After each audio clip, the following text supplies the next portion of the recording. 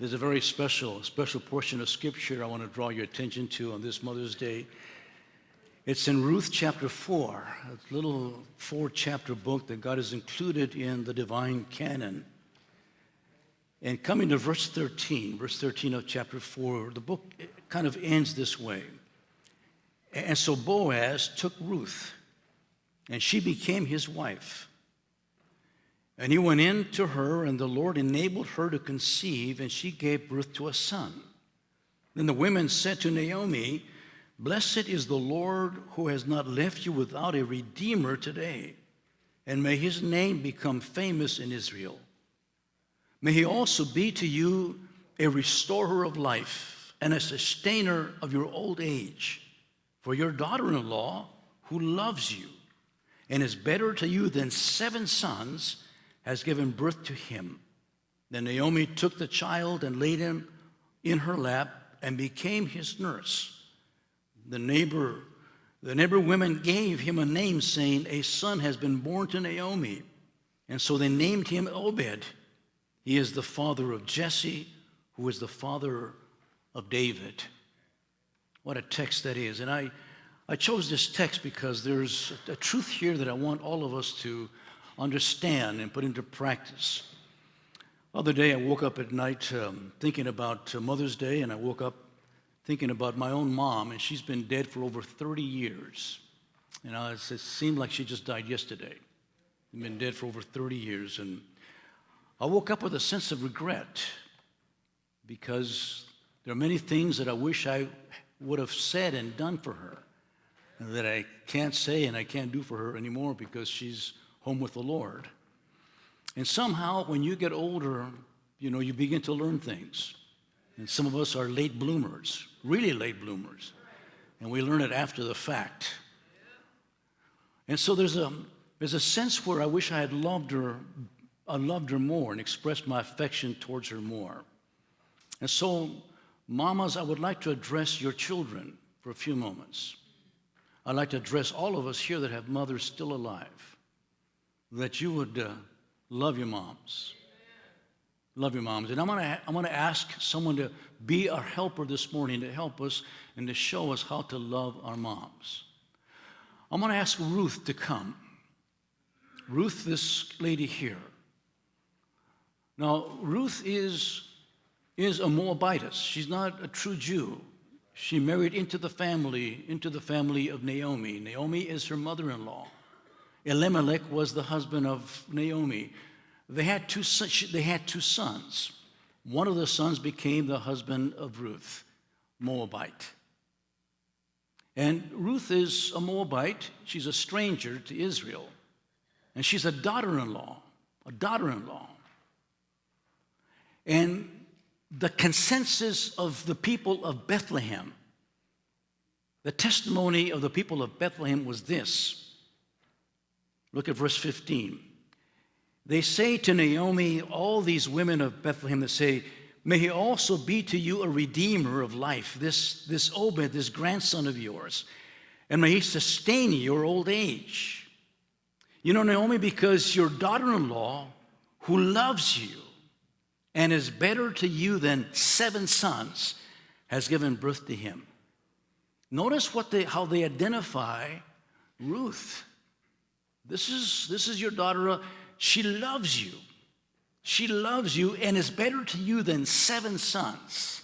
I mean, to have 1 son would be great. To have 3 sons would be even greater. To have 7 sons is the mark of ultimate perfection.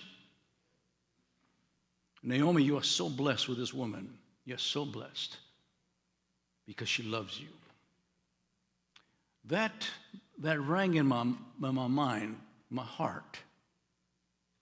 How did Ruth love Naomi? How did Ruth love Naomi? And people of God, the lesson here is a lesson from the lesser to the greater. The lesser to the greater. This is not Naomi's daughter. It's Naomi's who? Daughter-in-law. Now you know all the jokes about daughter-in-laws and mother-in-laws. You know all about them. They're everywhere. Because they've not always been the best. Not always been the best of relationships. But here you find a unique flower, a unique rose here in the garden of God, Ruth, who loves her mother-in-law. And I want her then to tell us and show us how to love your mother. Because she loved her mother-in-law. It's an example of how we can also love our mothers. We're going to review the book because there are 3 ways that she shows her love in this book. Go to chapter 1. Go to chapter 1. She shows her love to Naomi by her devotion to her. Her devotion to Naomi. In chapter 1, Naomi and her husband, they leave Bethlehem because of a famine. They go to Moab to find a better life, but it doesn't become better, it becomes worse. Because in Moab, Elimelech, her husband, dies. 10 years later, their sons marry, and they also die. And so they leave 2 daughter-in-laws. And so Naomi wants to go back to Bethlehem. She says, I need to go back. I hear that there's food now in Bethlehem. It's been bad here. I'm going back home. So listen, daughter-in-laws. I want you to go back. I want you to stay here, go find a husband, rebuild your lives, and start afresh again. You come with me, I have nothing to offer you. Even if I was to get married, which at my age would be an impossibility. Even if you got married and had children today, you couldn't wait around till they grew up and become your husbands. So there's no hope with me. You need to go back to your people, find a husband, and may it go well with you. And the ladies in some ways say, no, we don't want to do that. But she insists on it, and so she sends them away. She sends them away, and then it says in the text, then in verse 14 of chapter 1, that they lifted up their voices and they wept again. And Orpah kissed her mother-in-law, kissed her goodbye. But Ruth, what? Clung to her. Ruth clung to her. And then she said, behold, your sister-in-law has gone back to her people and her gods. Return after your sister-in-law.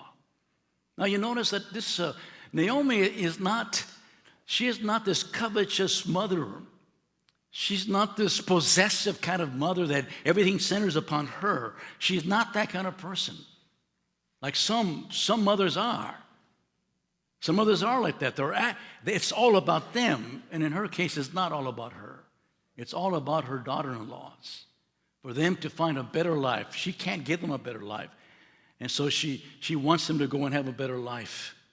But verse 16, but Ruth says, do not urge me to leave you or turn back from you, from following you. For where you go, I will go. And where you lodge, I will lodge. Your people shall be my people, and your God, my God. Where you die, I will die, and there I will be buried. Thus may the Lord do to me, and worse, if anything but death parts you and me.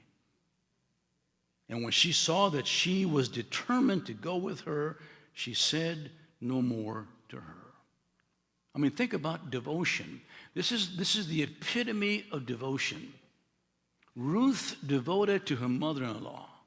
The epitome of devotion. This expression of devotion is so unique and so beautiful that it has become an expression that we use in marriages between husbands and wives. They are repeated over and over again in many, many matrimonies and many ceremonies where they express to each other these particular words. Understand, these are not words expressed between husband and wife. These are words expressed between a daughter-in-law and to a mother-in-law. The epitome of devotion. This is how she loved her. So when the women of Bethlehem said, she loves you, they are looking at this, her devotion to Naomi. Devotion above her personal needs. Where you lodge, I will lodge. I'm not concerned about what my necessities are, Naomi. Wherever you're going to live, that's where I want to live. And as far as my people, my mother and my father, my own nationality here, my own people here, Naomi, I'm not choosing that. I'm choosing you, and I'm choosing you and your people. Your people are going to be my people. He says, and as far as my religion, my Moabite faith, I know how futile it is. Your God is going to be my God. And Naomi, even above my own personal comforts, and where you die, I'm going to die. That's where I'm going to be. And I'm telling God that this is the way, this is my promise, and he can kill me if I break any of these promises. My ultimate devotion to you. It was fixed. This is how she's teaching us how to love our mothers, by having absolute devotion to our moms. It's incredible. Sometimes we children, even grown children, we love lesser things more than we love our mothers. We love our toys more than we love our mothers. We love passengers on the automobiles of life more than we love our mothers. We love no-name people that are going to ride with us for a few years, either as teenagers or as older people, and they are really, in comparison to mom, non-people. They forget about us in time. Your mother never does. And so the sense of making sure. And there's all different types of love. The love that you have for your mother is different than the love you have for your husband or for your wife. The love you have for your mother is different than the love you have for your own children. The love you have for your mother is different than the love you have for your profession or your occupation, even for your carne asada. It's different. It's a unique type of love, and therefore ought never die. It should always be there. And the devotion to your mom should be paramount. It should be up there on top where it needs to be. And that's how Ruth loved. She loved Naomi. Now this is a daughter-in-law being devoted to a mother-in-law and loving her in this way. Man, it's amazing. It's a sad state of affairs. I've heard of daughter-in-laws I've heard of one particular daughter-in-law that prevents the son from kissing the mother or the mother kissing the son. She throws a fit. I heard of another daughter-in-law, who prevents the husband from seeing her mother and even taking the grandkids to see their grandma. How pathetic. What's more pathetic is they call themselves Christians. Listen, fool. Let this little pagan daughter-in-law show you something. You can love your mother-in-law and be absolutely devoted to her. It's a unique love. But he's saying to us children, love your moms. Be devoted to them. She's talking to us. How is it with your mother? Do you have that devotion to her? Or are you just simply a parasite, devoted as long as she gives? Which brings us to our second observation. Go to chapter 2. How does she love? How does she love Naomi? Well, in chapter 2 it says, now Naomi had a kinsman of her husband, a man of great wealth of the family of Elimelech, whose name was Boaz. And Ruth the Moabitess said to Naomi, please let me go to the field and glean among the ears of grain after one in whose sight I may find favor. And she said to her, go, my daughter. So she departed and went and gleaned in the field after the reapers. And she happened to come to the portion of the field belonging to, guess who? To Boaz, who was of the family of Elimelech. Now here's what she's doing. She's saying, Naomi, we have to eat.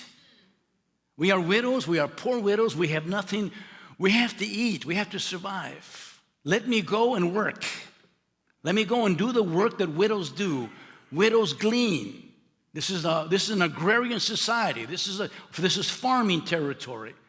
And she says, let me go and provide for us. And let me go glean among the fields so that I can take care of you and I can take care of myself. And she's asking for permission from Naomi. What she's doing now is expressing her love by taking care of Naomi, taking care of her. You know, in Japan, they coined a special word, kodokushi. Kodokushi. And in Japan, the word kodokushi means lonely death. Because many widows in Japan, many Japanese widows, don't have any children, any husbands, or they have children that have abandoned them. And they die with no one around them. Sometimes nobody knows they've died until days and weeks have passed. And then they find that they've died, but they have no one that cares for them. And they use the word kodokushi. She died a lonely death because nobody cared. Nobody cared. Well, that's not the case with Ruth. She cares for her. She cares for her mother-in-law. Now, the context tells us that Naomi is quite advanced in age because she would have gone also. She would have said, yeah, let's go and glean. But obviously, she's probably too old to be involved in gleaning. Now, let's for a moment think about that. She said, let me go and glean. See, the law made provision. The law made provision. And so when Ruth says, I'm going to go glean, understand something about the extent of her devotion to Naomi, that she would go and bother to care for her by working, by gleaning. Now, understand what she's doing now. Gleaning is one of the most humbling tasks of all. Gleaning is a job that the poorest people do. It would be like standing on the street corner selling oranges. It would be that type of occupation. Let me go do that. You see, the law provided that if you had a field of wheat or barley or grapes or figs, that as you harvested, you couldn't clean the vine, you could not clean everything. You had to leave stuff behind. You have to leave it behind on purpose. You couldn't harvest to the edge of the field. You had to leave the edges for the poor to come. The widows and orphans come, and the poorest people come and get the leftovers. If you were harvesting wheat and some fell to the ground, you couldn't pick it up. You had to leave it there. If you're going through picking grapes, you couldn't clean the vine. You had to leave certain bunches of grapes for the poor people who came behind. That was the law. That was God's law. And this is what Ruth is saying, let me go and work in the fields. Even though it's demeaning work, but we have to do it, Naomi. I want to care for you. Let me also say that this is hard work. This is hard work. Gleaning, working in the fields is very hard labor, extremely hard labor. You have to understand that she's out there from morning until evening, the Bible says. You read chapter 2, and they say she's been here from the morning, and she's there to the evening, and she did it for 4 or 5 weeks. The entire harvest season, she was out there working from sunup to sundown in the fields. If you've ever done field work, you know what I'm talking about. I've done many tasks in my life, many types of jobs and the hardest job for me has always been to work in the fields. To pick grapes, to pick potatoes. Someday, if you have an opportunity, watch the film McFarlane USA. McFarlane USA, and there's an Anglo coach that goes and works with his cross-country team in the fields, and for one day, and he almost dies from that. And you get the impression, I recall my mama working 4 or 5, 6 weeks up in Central Valley, harvesting, etc., and she coming home at night exhausted. And I think of Ruth coming home exhausted every day from working in the fields, all because she wants to take care of her mother-in-law. Now, this is also very dangerous work. Are you in chapter 2? Go to chapter 2 and verse 23. In verse 23. And so it says she stayed. So she stayed close by the maids of Boaz.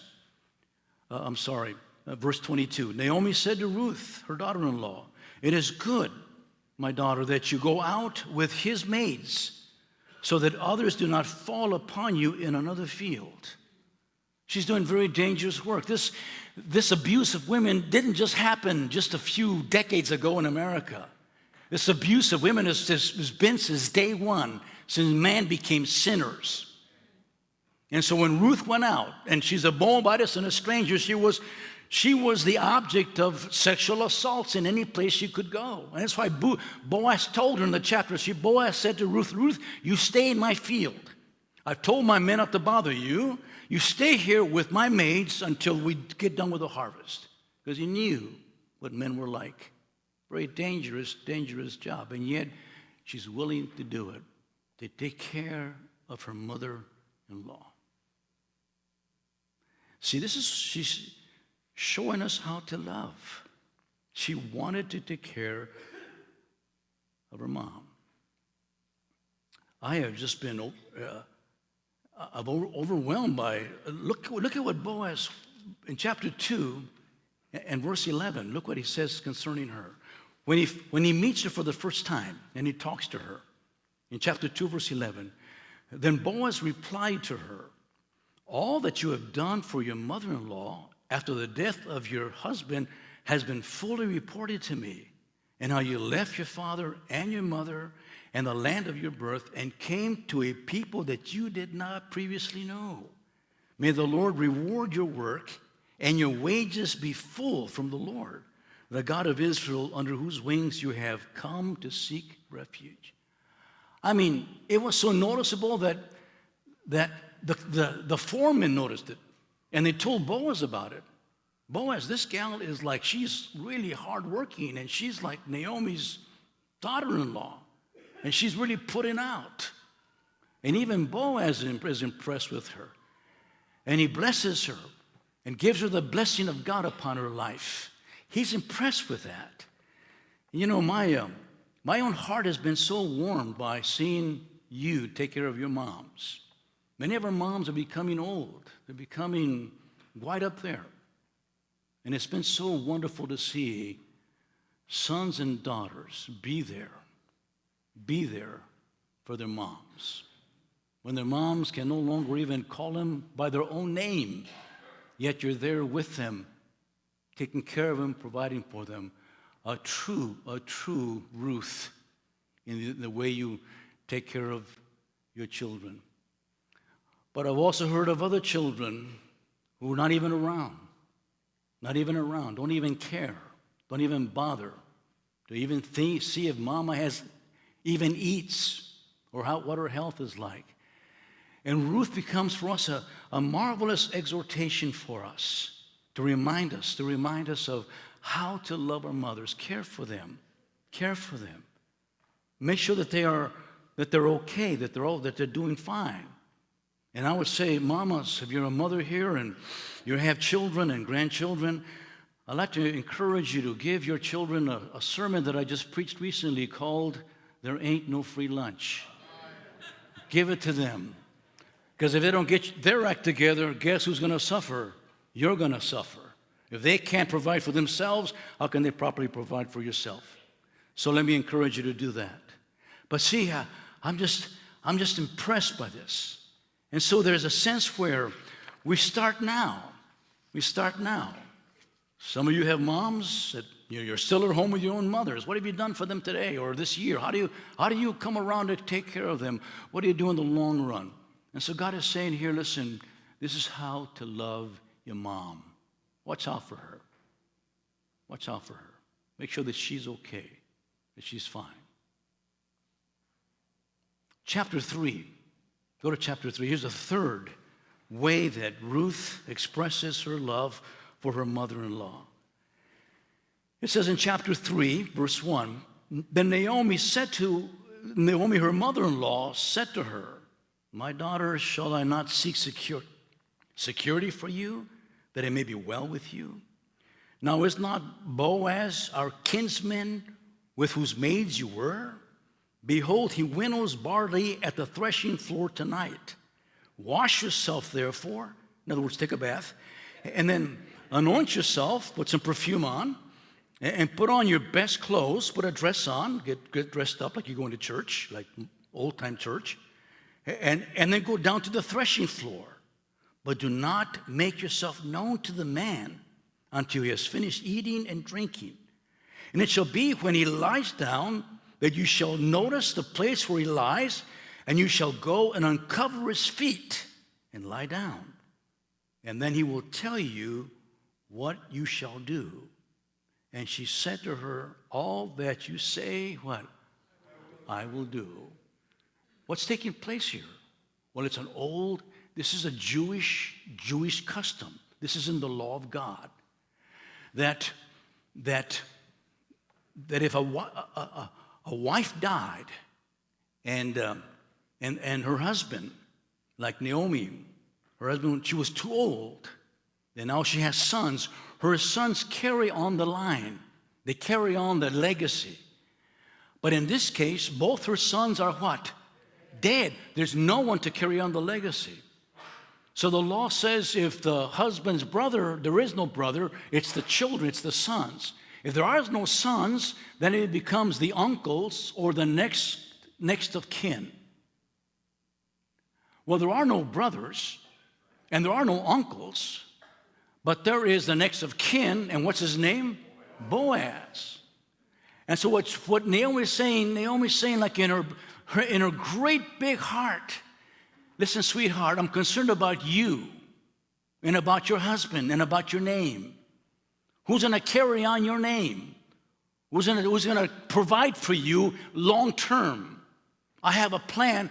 I have what God says that what you can do. You can go and you can proposition your next of kin and ask him to marry you and raise up children to your name. The law says that. You have every right to do that. So I want you to go do that tonight. I want you to go and marry this guy, and he will take care of you, and he will raise up your children and leave a legacy for your husband and for our name. Now, you're Ruth. How old is Ruth? She's young. She's relatively young. How old is Boaz? He's a pathfinder, an advanced pathfinder. Now, is he handsome? Probably bald and fat.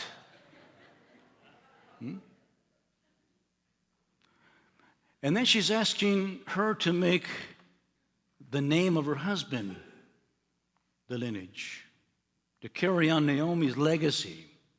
He's asking for her to make a big, big sacrifice. Sacrifice her future, the choice of her husband, and her legacy. What does Ruth say? What does she say? Whatever you do, whatever you say, I will do. And what's going to take place here is that Ruth loves her mother-in-law so much that she's going to display her ultimate kindness towards Naomi by saying, Naomi, whatever you say, I'm going to do. And so she does that. She goes that night to the threshing floor. Boaz is startled. He wakes up. Someone's at his feet. It's Ruth. And he's covered his feet. And so he knows. He's a Jewish man. He knows what she's asking. And he says, you know what? Wow. Look at verse 10. Chapter 3, verse 10. Then he said, may you be blessed of the Lord, my daughter. You have shown your last kindness to be better than the first, by not going after young men, whether poor or rich. Now, my daughter, do not be afraid, don't fear. I will do whatever you ask. For all my people in the city know that you are a woman of what? Of excellence. Of excellence. Ruth, there's no question about it. I'll do everything you ask. We all know who you are. And we know your kindness. We know that you love your mother-in-law with such great affection. Your kindness is almost beyond description, that you would lay aside all your future, all your self-interest for her sake. You've done that.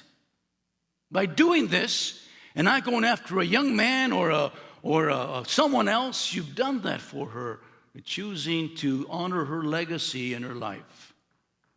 And then you've shown kindness to me. I would have never thought you would have come and asked me to be your husband.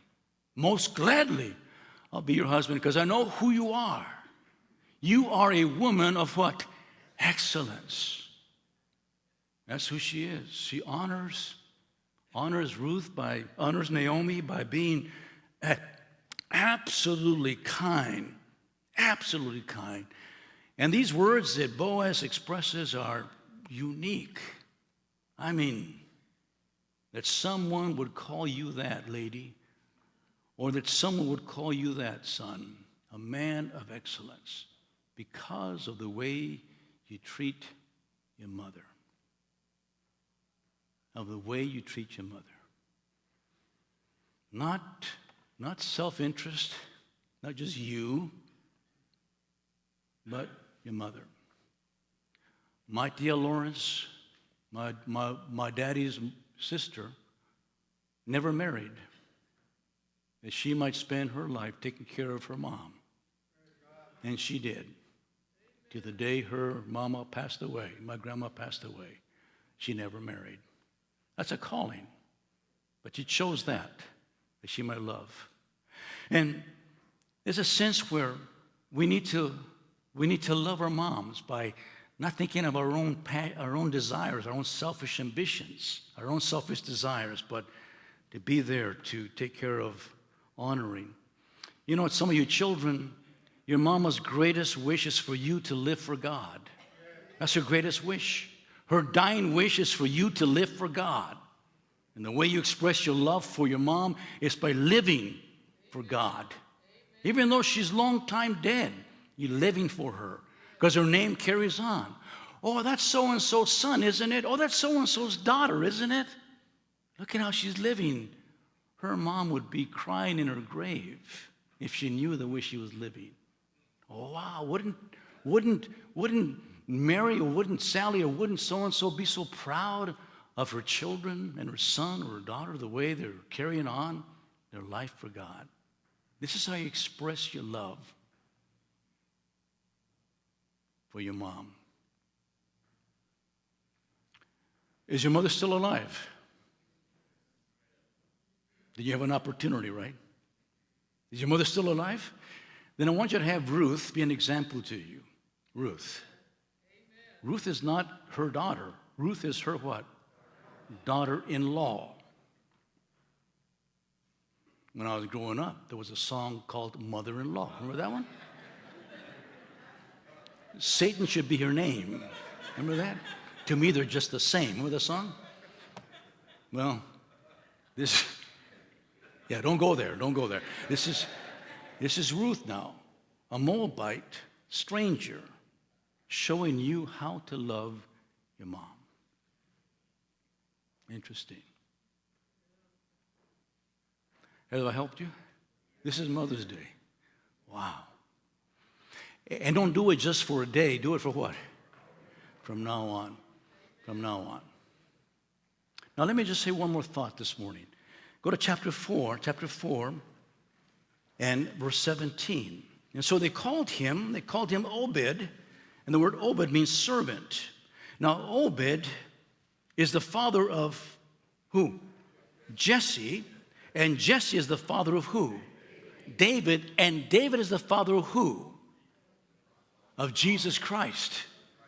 The whole reason why the book of Ruth is in the text is to show us that Ruth is in the line of Messiah, of Jesus Christ. That Jesus Christ is a great, great, great, great grandchild of Ruth by means of Boaz. But the lesson he's trying to impress upon us is this, that the same way that Boaz became the redeemer of Ruth, Redeemer saved her from poverty, saved her from ignominy, saved her from having no legacy, but being nothing. He saved her from that and made her as her Redeemer, as being the kinsman, next of the kinsman Redeemer. That's what he did, redeemed her. In much the same way, Jesus Christ becomes our Redeemer. He becomes our Redeemer. Boaz and Jesus Christ, that's the role they played. Christ becomes our Redeemer. He saves her from a life of sin, a life of degradation, a life of death, a life of poverty, a life of nothing. And he paid for us with his blood, died on the cross for our sins, and he did it because he loved us. He loved us. Boaz did not have pity on Ruth. He loved her. He loved her. He loved her when he heard about her. He loved her when he saw her.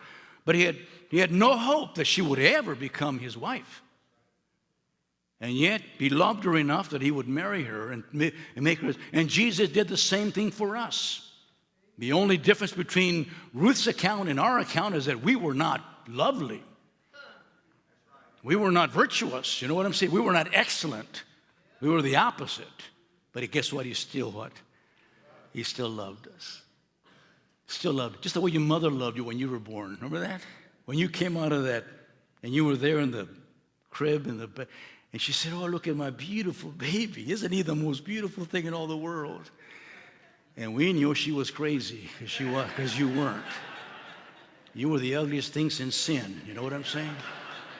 But she loved you. And God, Christ, the same way loved you even though when you were unlovely, he still loved you.